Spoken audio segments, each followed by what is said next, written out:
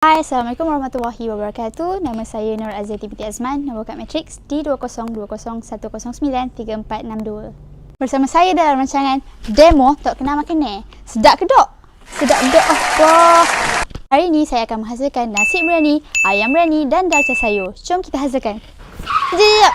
Okey, saya nak bagi tahu sebelum kita mulakan proses masak, proses mise en place adalah sangat penting untuk kita menjaga kebersihan diri. Yang pertama, kita perlulah memakai pakaian yang bersesuaian. Okey, seperti saya pakai baju chef ataupun boleh pakai apa jua pakaian asalkan ia bersesuaian. Seterusnya, kita perlulah memakai apron untuk memastikan pakaian yang kita pakai terlindung daripada sebarang kotoran. Okey, kebersihan diri juga perlulah terjamin daripada segi kuku, perlulah pendek, daripada segi pemakaian, okey, penampilan diri sekiranya anda tidak memakai tudung ataupun anda seorang lelaki, anda perlu memakai topi supaya tidak ada sebarang perkara yang boleh menyebabkan berlakunya pencemaran terhadap makanan. Okay, sekarang kita dah ready kan? Okey, jom! Hai guys, okey, sekarang kita dah dekat dapur. Kita akan mulakan dengan proses mise en place. Tapi sebelum tu, saya nak terangkan sikit apa itu mise en place. Mise en place adalah persiapan yang kita lakukan sebelum bermulanya proses memasak. Okey, jom kita tengok. Okey, ini merupakan antara contoh mise en place. Antara salah satu mise en place yang perlu kita lakukan adalah dengan membasuh beras. Okey. Beras perlulah dibasuh sehingga ianya bersih. Okey, macam ni kita nampak kotoran-kotoran. So, kita kena basuh sampailah kotoran tu hilang, sampai air tu clear. Okey, seterusnya adalah proses melumurkan ayam dengan garam dan kunyit. So, kita letakkan sikit garam dan kunyit dekat ayam. Okey, and salutkan dengan tangan. Salut biasa kata supaya ayam ni tak akan jadi terlalu masin ataupun biar semua bahagian dia kena. Okey. Gunakan sarung tangan supaya kebersihan terjaga. Dan ayam ni akan kita goreng separa masak sebelum kita buat ayam biryani.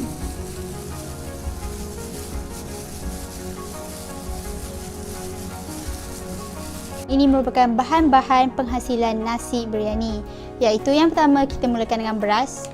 Beras perlulah direndam selama 15 minit untuk melembutkan beras. Okey, seterusnya kita beralih pula kepada bahan-bahan untuk menumis, iaitu kulit kayu manis, bunga lawang, buah pelaga, daun kari, minyak sapi, daun pandan, minyak masak. Bahan-bahan cecair pula adalah seperti susu cair, air. Seterusnya, bahan taburan untuk diletakkan di dalam nasi iaitu kacang gajus, kismis dan juga kismis. Tapi sekiranya anda tidak mempunyai kismis, anda juga boleh meletakkan kacang badam. Okey. Seterusnya adalah bawang yang telah dikisar, bawang goreng untuk taburan, okey, daun ketumbar untuk taburan juga, dan juga air berwarna kuning untuk dititikkan dalam nasi, garam dan juga gula. Seterusnya beralih pula kepada penghasilan ayam biryani, iaitu ayam yang telah dilumurkan bersama garam dan juga kunyit. Okey, selama semalaman boleh, setengah jam boleh. Seterusnya kita beralih pula kepada bahan-bahan yang diperlukan seperti bawang goreng, daun ketumbar, kismis, daun pandan. Okey, ini pula adalah sos-sos yang digunakan iaitu rempah biryani, sos tomato, sos cili, tomato puree.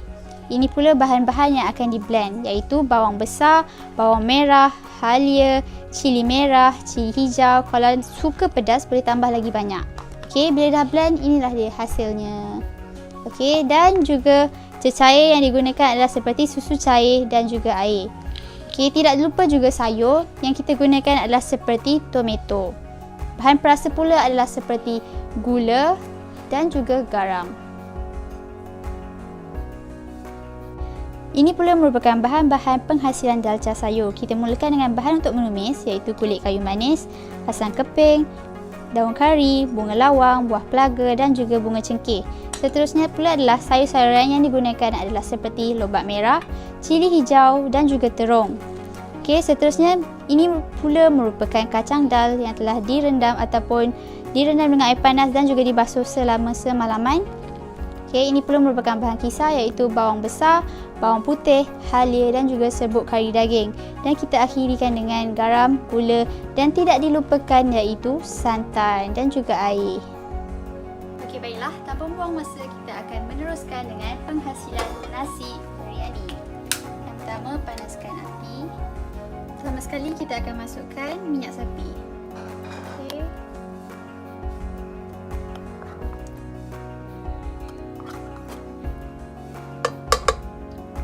Seterusnya kita akan masukkan minyak masak.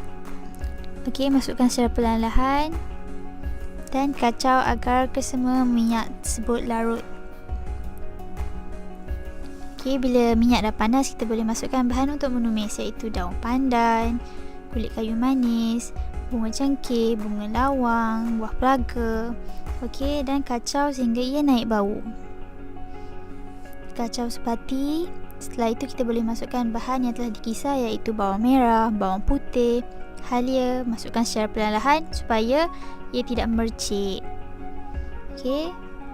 Kita haruslah mengacau sehingga ia pecah minyak. Kacau secara perlahan-lahan dan sambil-sambil tu boleh juga kita berzikir. Okey, setelah itu kita boleh masukkan cecair iaitu susu cair dan juga air secara perlahan-lahan. Okey, dan kacau agar kesemua bahan tersebut sebati. Okey. Kacau perlahan-lahan dan pastikan ia mendidih. Okey, setelah itu masukkan juga bahan perasa seperti gula dan garam. Kalau saya akan masukkan 2 sudu garam dan juga 2 sudu gula. Korang pun boleh cuba resipi macam ni. Maksudnya, kalau kita nak buat apa-apa bahan, kita boleh guna sukatan yang macam tu. Sama ada 3 sudu garam ataupun 2 sudu gula. Dan kacau rata biar gula dan garam larut. Okey, pastikan ia akan mendidih dahulu baru kita masukkan beras. Okey, kacau perlahan-lahan. Okey, bila dah lepas kacau, dah dapat pecah minyak, dah nampak mendidih kecil, kita boleh masukkan daun ketumbar. Okey, masukkan dan kacau sebati. Kacau. Lepas tu kita boleh masukkan beras yang telah direndam selama 15 minit. Okey. Beras ni kita kena masukkan secara perlahan-lahan. Okey, sebab takut ditumpah ke sayang beras. Okey. So masukkan slow-slow. Nak mudah, masukkan scoop by scoop. Okey, kita tak nak air melimpah ke apa ke, kita kena selalu berhati-hati supaya tidak berlaku sebarang kemalangan atau kecederaan. Okey, dah masukkan beras, kacau sebati. Tapi jangan kacau terlalu kuat, risau beras akan jadi patah. Nanti tekstur nasi jadi tak cantik. So kacau perlahan-lahan supaya semua bahan tu sebati dengan nasi dan akan menghasilkan nasi yang cantik, wangi dan juga sedap. Okey, bila dah kacau-kacau tu, seratakan dia, kita boleh tutup untuk dimasak. Seterusnya, beralih pula kepada penghasilan ayam biryani. Pertama sekali, kita perlu panaskan minyak untuk goreng ayam jadi separa masak. Tapi sementara tunggu minyak panas, kita bolehlah lap tempat kerja supaya tempat kerja kita bersih dan tak tercemar. Okey, minyak pun dah panas, jadi kita boleh masukkan ayam slow. Okey, supaya minyak tak terpercik. Minyak panas selalunya dia akan terpercik kalau kita masukkan sesuatu. So kita masukkan satu demi satu ayam secara perlahan-lahan. Kecilkan api. Okey, keselamatan penting. Seterusnya, beralih pula kepada nasi. Nasi dah jadi separa kering. Okey, dah tak nampak air, so kita boleh titikkan pewarna kuning di atas nasi. Titikkan secara berasing-asingan supaya ia akan dapat menghasilkan warna yang cantik pada nasi biryani. Okey, titikkan warna kuning di keseluruhan nasi. Okey, selepas itu kita akan gemburkan nasi. Tapi buat masa sekarang, kita just titikkan dulu perwarna tanpa menggembur kerana nasi belum selesai proses memasak. Setelah kita titikkan warna, kita boleh taburkan pula daun ketumbar, kismis, kacang gajus di atas nasi. Kerana setelah nasi benar-benar masak, kita akan gemburkan supaya nasi mempunyai tekstur dan konsistensi yang seimbang dan juga menarik. Okey, taburkan di atas permukaan nasi. Okey, ia akan kelihatan seperti nasi Arab pada awalnya. Namun, Setelah digemburkan, ia akan menjadi seperti nasi biryani asli. Setelah itu kita tutup periuk. Okey. Ayam perlu dibalikkan kerana kita hanya menginginkan ayam itu masak separa masak sahaja. So balikkan untuk dapatkan warna yang cantik. Okey, ayam dah separa masak, so kita bolehlah angkat dia. Okey. Okey, macam ni dah boleh dah ni. Jangan masak sangat. Sebab tu kita namakan dia separa masak. Sebab separuh lagi proses masak akan dilakukan waktu kita buat kuah dia, kuah biryani nanti. Okey, jom kita tengok nasi. Okey, bila macam ni maksudnya dia dah masak. So kita bolehlah gemburkan dia perlahan-lahan supaya semua nasi dapatlah bahan-bahan ni dengan sekata. Kismis, warna, kacang. Buat berhati-hati supaya dia tak tumpah.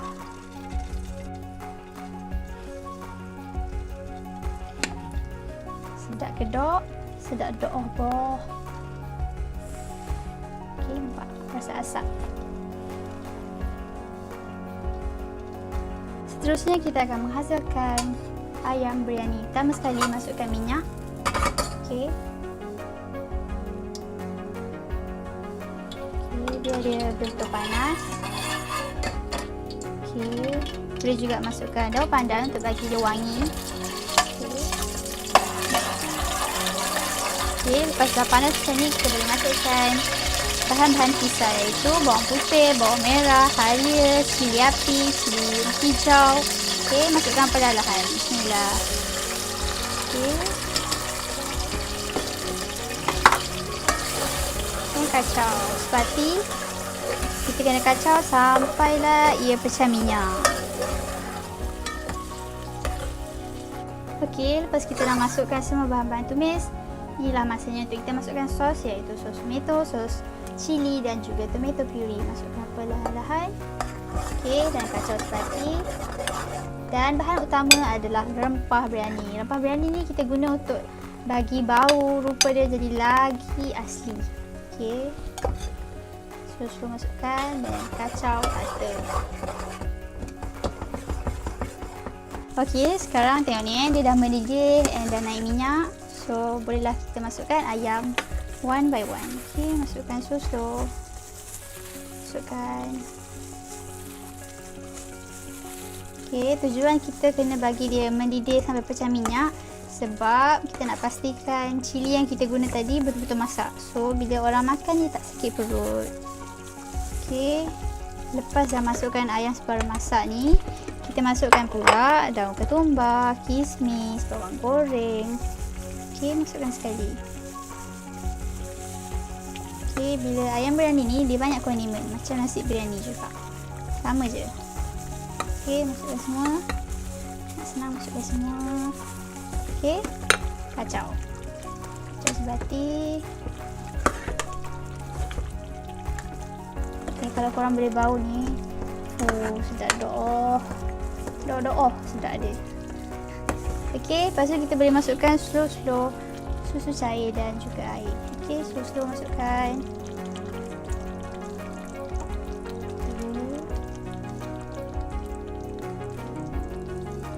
Tujuan susu cair ni kita letak supaya bagi rasa lemak sikit dekat ayam biryani. Lepas boleh kacau slow. Buka api perlahan, pastikan dia dah mendidih dulu, baru kita perasakan dengan gula dan juga garam. Okey, slow kacau supaya dia tak tumpah. Okey, bila dah mula mendidih macam ni, kita dah boleh mula perasakan dia lah. Okey, macam biasa masukkan garam dan juga gula secukup rasa. Okey, perasa pun dah, mendidih pun dah. Bolehlah kita masukkan tomato. Tomato ni kena masuk last sekali, okey. Sebab dia mudah lembik, mudah masak. So, jangan kacau banyak sangat. Just kacau gitu-gitu je. Lepas tu dah boleh tutup api. Kita boleh buat dalca sayur. Okey. Okay, sekarang kita akan hasilkan dalca sayur. Tapi surang apa-apa, untuk nak senang kita boleh rebus dulu kacang dal yang dah direndam semalaman. Okey, untuk cepatkan proses masak bila kita masak dalca sayur nanti. Okey, dia kena menutupi macam ni lah air dia. Kejap, kita akan tunggu dalam 15 minit. dia akan siap direbus. Okey, sementara kita tunggu kacang dal tu siap rebus, kita bolehlah kemas apa yang patut. Okey, kita kemas stesen, basuh, pinggan, peralatan. Seterusnya, kita akan beralih pula kepada penghasilan dalca sayur. Kita mulakan dengan meletakkan minyak. Okey, letakkan secara perlahan. Okey, minyak dah panas, kita boleh masukkan bahan menumis. Okey, dan tumis sampai ia garing ataupun naik bau. Okey, lepas tu kita boleh masukkan pula rempah kari dan juga bawang halia yang telah dipisah. Masukkan secara perlahan-lahan. Okey. Dan kita kena tumis sampailah dia pecah minyak. Okey, kita boleh nampak ia daripada sini dia dah mendidih dan juga naik minyak.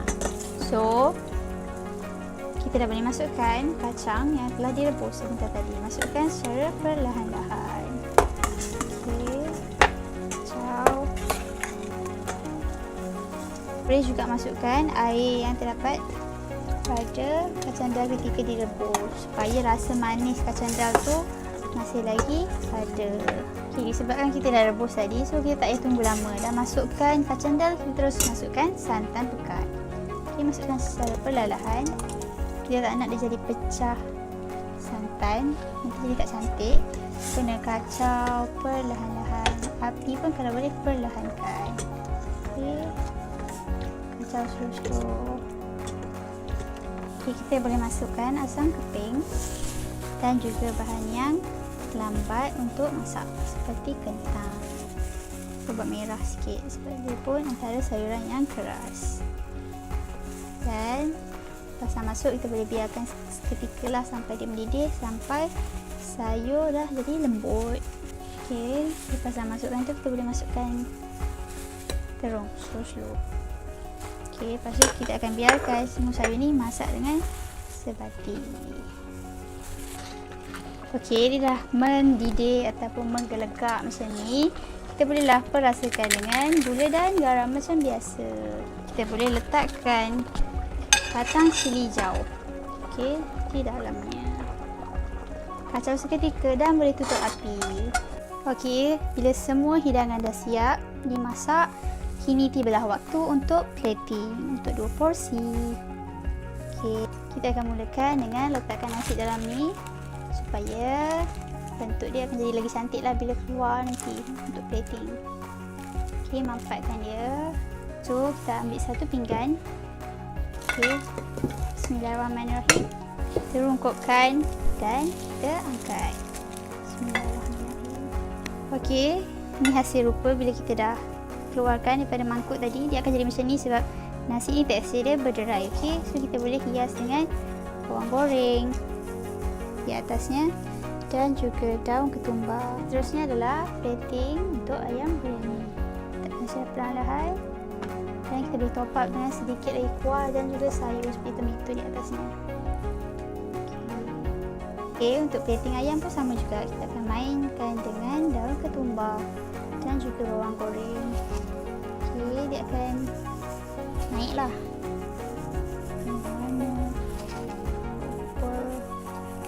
Rasa dia yang cakap lah, sedap doh. Tak makan pun dah sedap doh. Dan yang terakhir, letakkan dia dalam mangkuk. Pastikan semua sayur kita akan ambil lah supaya kita akan dapat carrot, cili, kentang, terung dan letak di atas ni. Okey, inilah dia hasil akhir masakan Amali Timur untuk hidangan nasi biryani, dalca sayur dan juga ayam biryani untuk 2 porsi. Nampak menarik bukan? Okey, dan ini merupakan menu hidangan. Cuma rasa sedap doh. Kini tibalah masa untuk sesi merasa makanan oleh testimoni pertama Muhammad Aziz bin Azman dan testimoni kedua Muhammad Aziz bin Azman. Selamat menjamu selera, silakan makan. Okay, bila dah rasa nanti bolehlah bagi komen anda mengenai masakan nasi biryani, ayam biryani dan dalca sayur.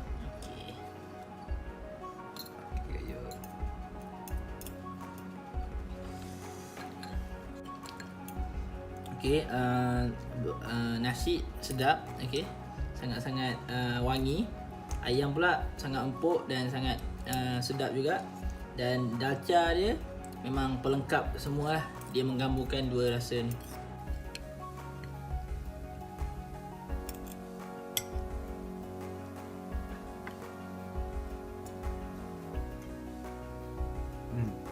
Sedap. Saya sebenarnya memang tak suka nasi yang rasa agak kering. Tapi disebabkan ada kombinasi dua elemen ni, nasi rasa agak lembap dan sedap. Bila dia masuk dalam mulut rasa macam cair.